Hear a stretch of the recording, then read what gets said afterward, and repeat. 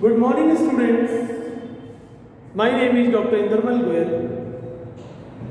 Today in this video we will discuss about preparation of purchase return book or purchase journal.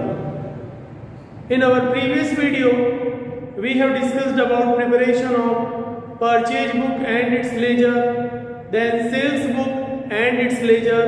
Now we will prepare purchase return book and its ledger. What is purchase return and what is purchase return book? Hindi में बोलते क्रय वापसी और क्रय वापसी बही।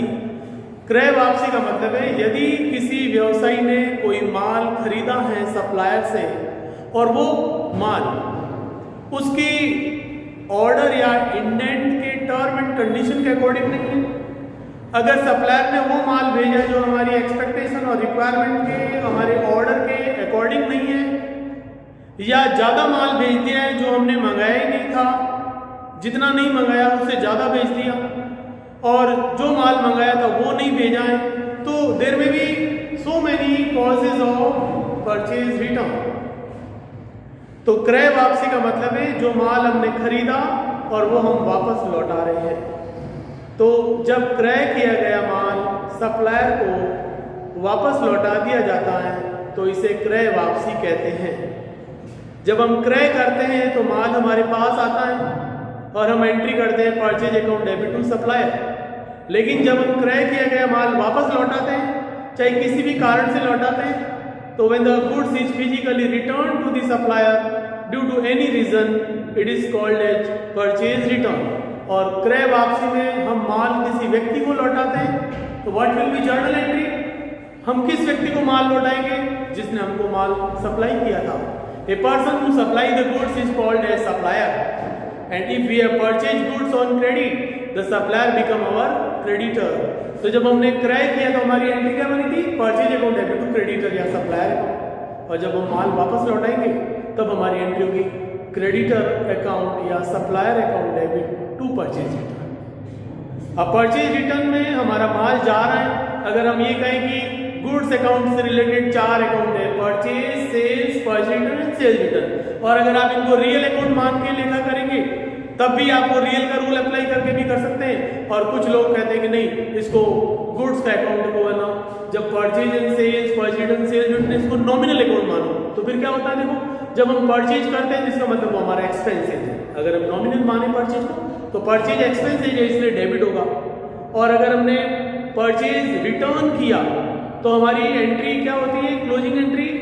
वो purchase return जो है ना उससे हमारा परचेज कम हो जाता है, और जब परचेज कम होता है तो वो एक्सपेंसेज हमारे कम हुए। जब हमने माल परचेज रिटर्न कर दिया तो हमें पैसा नहीं देना पड़ेगा, तो वो हमारा एक्सपेंसेज कम हो गया। एक्सपेंसेज कम होना मतलब वो हमारी इनकम के बराबर हो गया, इसलिए हम उसको क्रेडिट करते हैं। ठीक है, तो the journal entry for the goods return to the supplier is creditor या supplier account debit to purchase return. और जब हम किसी सप्लायर को माल वापस भेजेंगे ना तो हम एंट्री करने के साथ साथ उसको इंटीमेट भी करेंगे कि हमने जितने रुपए का माल आपको लौटाया है हमने उतने रुपए से आपको डेबिट कर दिया, और ये जो हमने डेबिट किया इसका एक लेटर बना के जो हमारे सप्लायर को भेजेंगे वो हमारे लिए वो डेबिट नोट कहलाएगा। इसलिए ये परचेज रिटर्न और सेल्स रिटर्न को समझने से पहले आपको मेरा एक वीडियो है जिसमें ना concept of debit note and credit note मैंने समझाया है, वो आप समझेंगे तो वो डेबिट नोट और क्रेडिट नोट है ना हमारे परचेज रिटर्न बुक और सेल्स रिटर्न के बनाने के आधार है, वाउचर है, वो हमारे डॉक्यूमेंट है। क्योंकि जो भी ट्रांजेक्शन लिखे जाते हैं ना they are recorded on the basis of some documentary evidence, on the basis of some voucher. तो जैसे परचेज एंड सेल्स का हम लिखा है ना इनवॉइस के आधार पे करते हैं, कैश क्रेडिट मीमो का आधार पे करते हैं, वैसे ही purchase return and sales return का लेखा जो है वो डेबिट नोट और क्रेडिट नोट के आधार पर करते हैं। परचेज रिटर्न की हमारी एंट्री होती है, देखो supplier account debit to purchase return. तो यहाँ एंट्री को आप देख लो कि जब अगर हम पर्सनल अकाउंट को डेबिट करते हैं परचेज रिटर्न सेल्स रिटर्न के ट्रांजेक्शन में तो इसका मतलब हम डेबिट नोट भेजेंगे। तो पर्सनल अकाउंट में हमने डेबिट किया है सप्लायर अकाउंट को तो हम तो डेबिट नोट सेंड करेंगे और इसके बदले में हमें क्रेडिट नोट रिसीव्ड होगा, किससे, सप्लायर से। तो इस तरह से हम कह सकते हैं कि क्रय वापसी बही में जो लेखे का आधार है वो होता है debit note send and credit note received. Hindi में बोलते हैं नाम की चिट्ठी बनाकर भेजी और जमा की चिट्ठी प्राप्त करी। तो जमा की चिट्ठी और नाम की चिट्ठी बोलते हैं हिंदी में डेबिट नोट क्रेडिट नोट। किसी व्यक्ति के खाते को हमारी बुक में डेबिट करने का हम उसको जो इंटीमेशन भेजते हैं कि भाई हमने आपके अकाउंट को इतने रुपए से डेबिट कर दिया है, तो that is called debit note.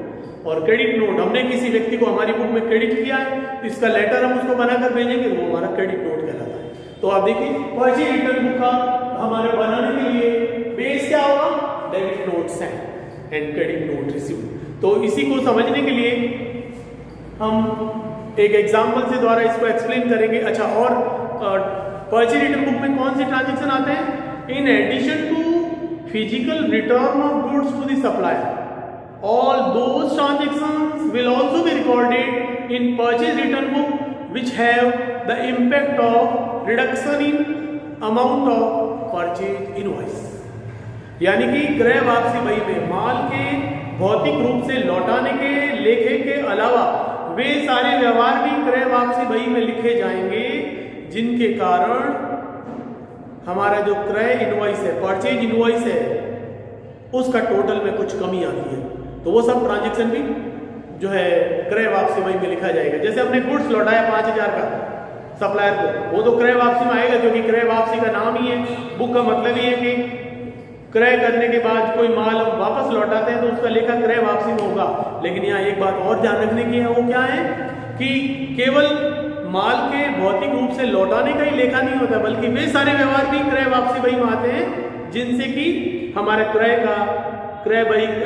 Invoice जो है, हमारा परचेज इनवॉइस है, क्रय बीजक है, उसका योग में किसी भी कारण से कमी आती है। तो वो कब आएगी, जैसे अगर मान लो किसी सप्लायर ने माल भेजा, माल भेजकर उसने हमको बिल बनाकर भेजा, बिल में अगर उसने रेट ज़्यादा लगा दिया, हमें तो बोला था कि ये 40 रुपीज पर यूनिट से हम आपको माल भेजेंगे, और हमने रेट देखा, बिल देखा, उसमें लिखा हुआ था कि वो 44 रुपीज पर यूनिट लगा दिया, 4 रुपये पर यूनिट से ज़्यादा लगा दिया, और हमने 1000 यूनिट उनसे मंगाई थी, तो ये 1000 इंटू 4 रुपये, उसने 44,000 रुपीज उसने ज़्यादा लगा दिए।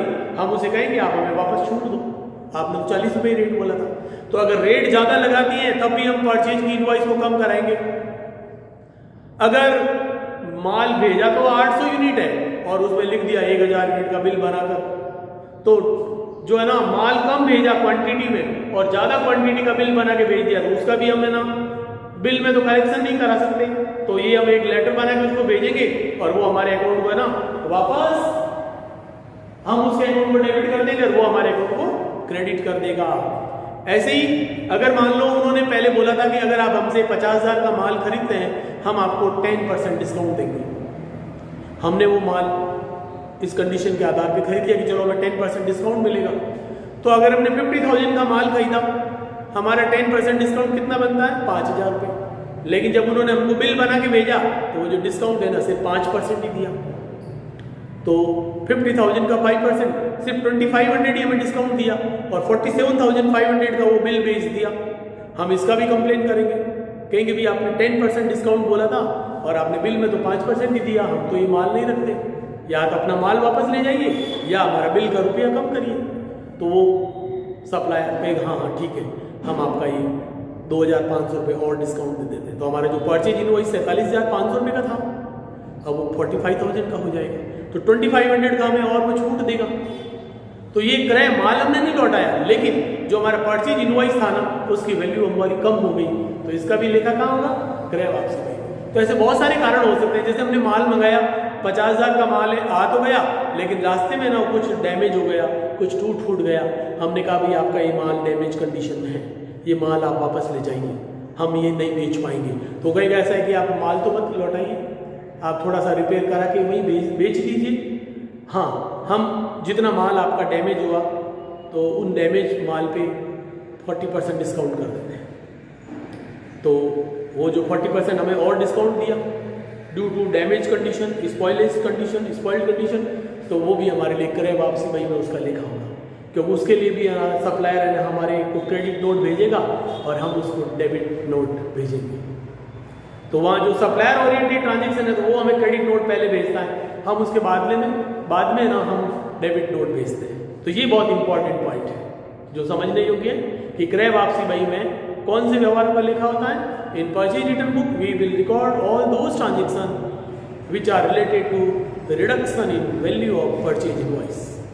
माल का क्रय किए गए माल को लौटाने के अलावा वे सभी कारण जिनसे कि हमारा परचेज इनवॉइस की टोटल कम हो जाती है, तो उसका हम लेखा क्रय वापसी बही पे करेंगे।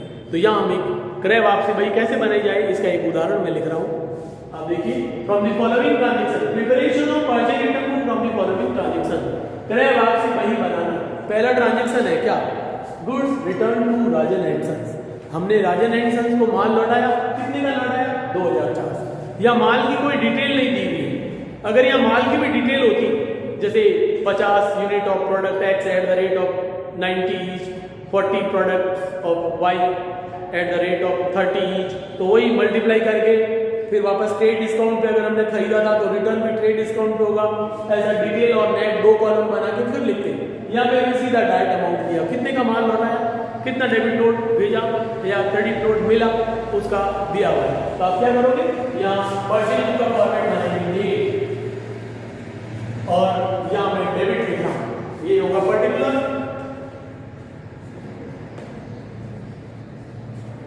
और उसके बाद amount.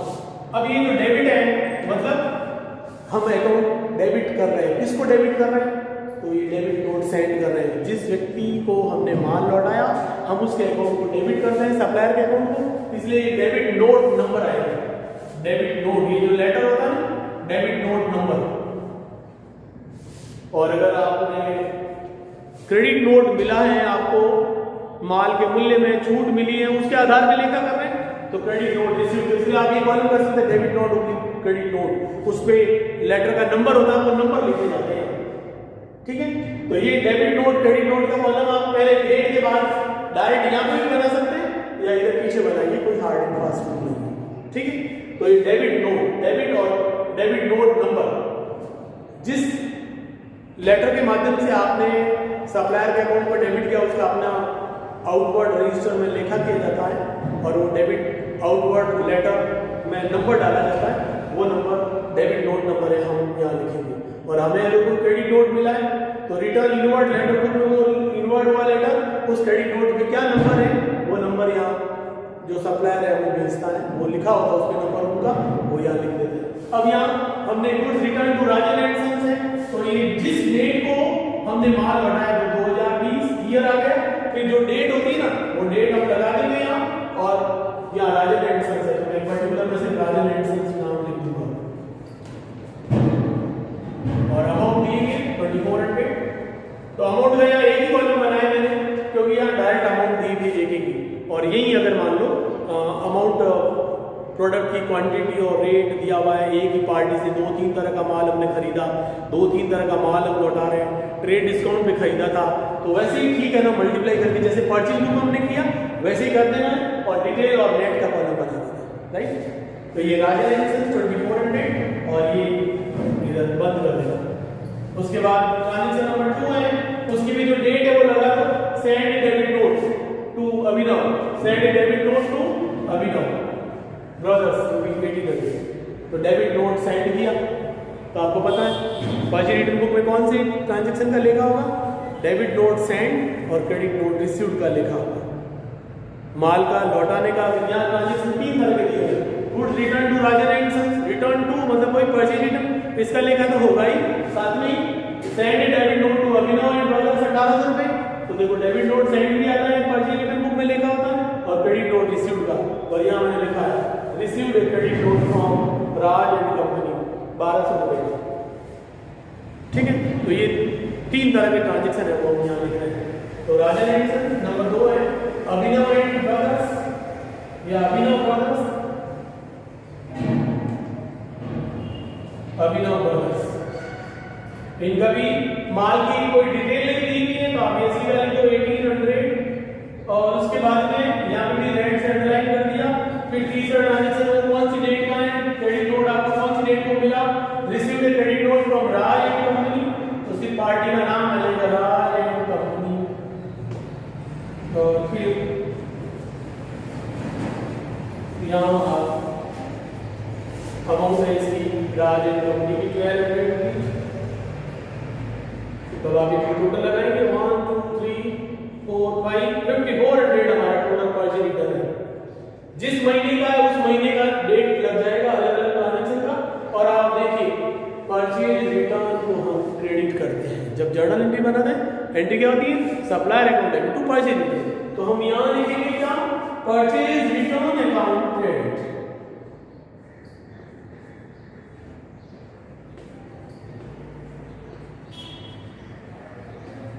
Purchase return account credit और यहाँ डबल लाइन करना है। ये जो कॉलम हमने फॉर्मेट करना है ना, date, particulars, debit note number and amount. Amount भी रुपीज टर्म में रुपीज लिखोगे और फिर जिन पार्टी को हमने माल लौटाया उन पार्टी के नाम आ जाएंगे, कितने वैल्यू का माल लौटाया है या कितना वैल्यू से हमारा परचेज इनवॉइस कम हुई है वो इधर आ जाता है। और ये हो गया हमारा परचेज रिटर्न बुक। इसे परचेज रिटर्न जर्नल भी कह सकते हैं क्योंकि ये जर्नल का विभाजन कई पार्ट होता है। जब एक बड़े व्यवसाय में बहुत सारे ट्रांजैक्शन होते हैं और सभी ट्रांजैक्शन एक ही बही में नहीं लिखे जा सकते तब हम जर्नल का सब डिवीजन करते हैं और जर्नल का सब डिवीजन करके हम डिफरेंट सब्सिडियरी बुक्स बनाते हैं। कौन सी books? Purchase book, sales book, purchase return book, sales return book, cash book, bill receivable book, bill payable book, proper journal. ये सब अलग अलग सब्सिडियरी बुक बनाते हैं ताकि अलग अलग बहियों में अलग अलग हमारे अकाउंटिंग क्लर्क है वो लेखा कर सके। जहाँ बहुत ज्यादा ट्रांजेक्शन होते हैं, एक व्यक्ति सारे ट्रांजेक्शन नहीं लिख सकता, तो then we divide the journal into different books and each book is maintained by separate distinct accounting clerk. Sub division of journal brings promptness in recording the transaction and it ensure timely recording of the transaction. There will be no omission in recording the transaction.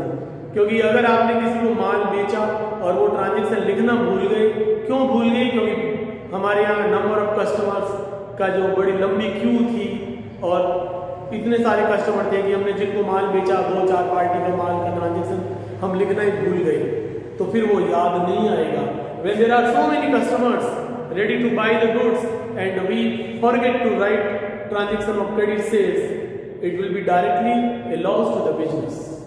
व्यवहारों को समय पर नहीं लिखना हानि का एक बहुत बड़ा कारण हो सकता है, व्यवसाय का दिवालिया की स्थिति में पहुंचा सकता है।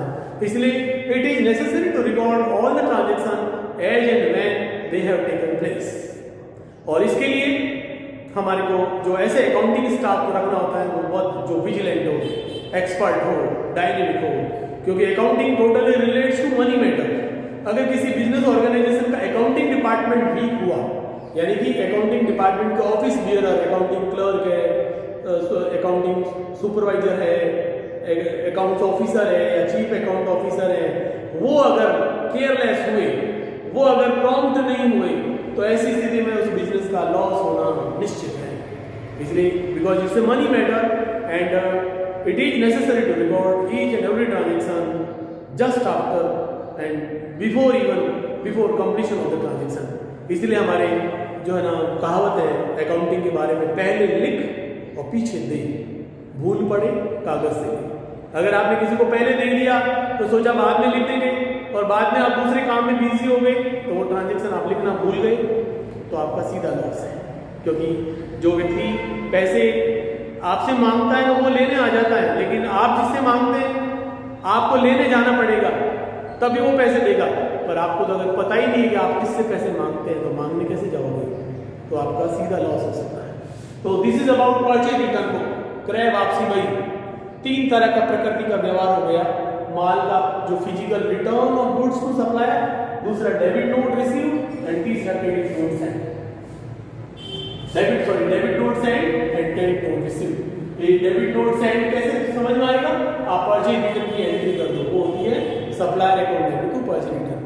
जब सप्लायर अकाउंट पर्सनल अकाउंट है तो पर्सनल अकाउंट जिस एंट्री में डेबिट होता है तो इसका मतलब हमें डेबिट नोट भेजना है, उस व्यक्ति को हमारी बुक में डेबिट करना है। अब हम बात करेंगे preparation of ledger from purchase return book. तो देखिए परचेज का अकाउंट डेबिट होता है नेचुरल बैलेंस और परचेज रिटर्न का नेचुरल बैलेंस क्रेडिट होता है। जब आप परचेज रिटर्न बुक का जर्नल बनाएंगे, सॉरी परचेज रिटर्न बुक से लेजर बनाएंगे तो आपको कितने नंबर ऑफ अकाउंट खोलना पड़ेगा? नंबर 1, पहला जो आप बुक बना रहे हैं उसी बुक के नाम का एक अकाउंट खुलेगा। जैसे अपने परचेज बुक का लेजर बनाया तो एक तो हमने परचेज अकाउंट बनाया और बाकी जितनी पार्टी से हमने माल खरीदा था उनके इंडिविजुअल अकाउंट बनाए। और यहाँ पे हम क्या करेंगे, यहाँ पे हम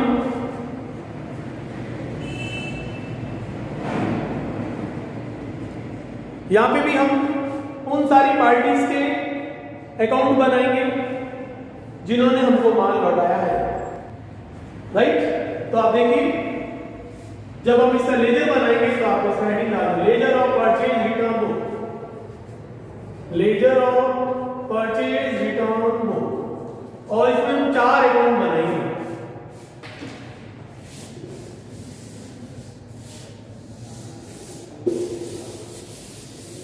और लेजर का फॉर्मेट बनाना पड़ेगा आपको।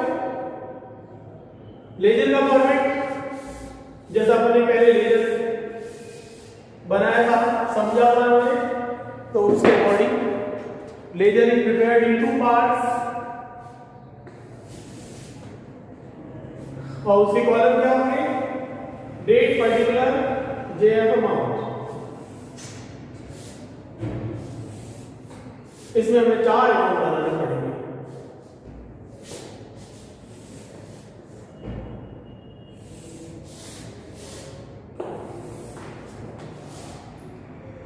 डेट, पर्टिकुलर्स, जेएफ, ये हमारा डिवीजन बाय 2 पार्ट्स में, debit side, credit side, right. Date, particulars, JF, amount. JF मतलब journal folio, purchase book folio number आ जाएगा, पेज नंबर परचेज बुक का, डेट, पर्टिकुलर्स, जेएफ, अमाउंट के साथ आप भी लिखेंगे। और अब देखिए यहाँ 4 अकाउंट बनाने मुझे। पहला तो बनेगा परचेज रिटर्न अकाउंट, तो हेडिंग डाल दोगे लेजर ऑफ परचेज बुक, और एक बनेगा परचेज रिटर्न अकाउंट। पहला अकाउंट बनेगा purchase return account,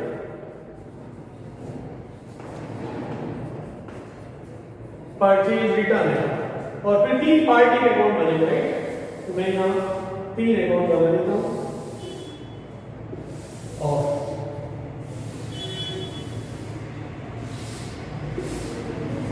purchase return account, फिर बनेगा राजन एंड सन्स अकाउंट,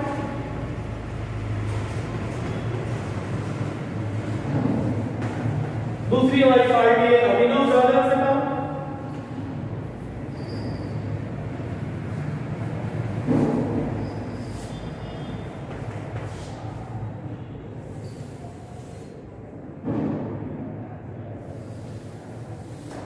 और तीसरी हमारी पार्टी राज एंड कंपनी। तो आप ये राज एंड कंपनी अकाउंट खोलेंगे। लेजर में पोस्टिंग करना भी बहुत आसान है। जब सब्सिडी बुक का हम लेजर बनाएंगे तो आप देखिए purchase return account, purchase return book से पहला अकाउंट बनेगा परचेज रिटर्न अकाउंट, और परचेज रिटर्न का अकाउंट हमेशा क्या होता है, क्रेडिट होता है। इसलिए हमने देखो परचेज रिटर्न बुक में नीचे क्या लिखा, परचेज रिटर्न अकाउंट क्रेडिट। तो परचेज रिटर्न बुक की जो टोटल है ना वो परचेज रिटर्न अकाउंट में जाएगी, और कौन सी साइड में लिखेंगे, क्रेडिट साइड, क्योंकि परचेज का नेचुरल बैलेंस डेबिट होता है और परचेज रिटर्न का क्रेडिट होता है।